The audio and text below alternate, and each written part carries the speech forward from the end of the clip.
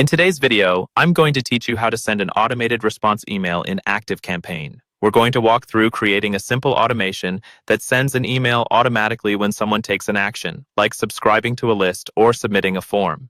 By the end, you'll have an automation that runs on its own, so you don't have to manually reply every time. First, log into your ActiveCampaign account and look at the menu on the left-hand side.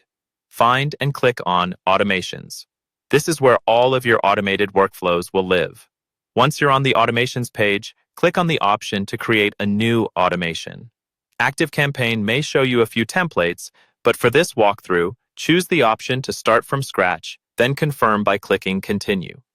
Next, ActiveCampaign will ask you to add a start trigger. This is the event that tells ActiveCampaign, when this happens, start the automation. You'll see different options here, such as when a contact subscribes to a list, submits a form, or when a tag is added. Pick the one that matches how people are entering your world. For example, if someone joins your newsletter, choose Subscribes to a list. If they're filling out a contact form, choose the form option.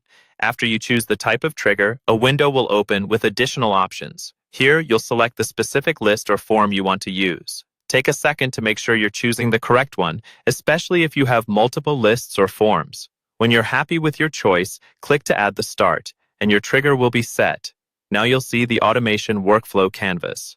Under your trigger, click the plus icon to add your first action. From the options that appear, go to Sending Options, then choose Send an Email. ActiveCampaign will ask whether you want to use an existing email or create a new one. Choose to create a new email so you can design your automated response. Give your email a clear internal name so you can recognize it later. Then, design your response message. Keep it friendly and concise, and make sure the subject line clearly explains what the email is about.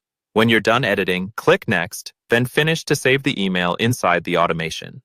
Finally, look to the top right of the automation screen and switch the automation from inactive to active.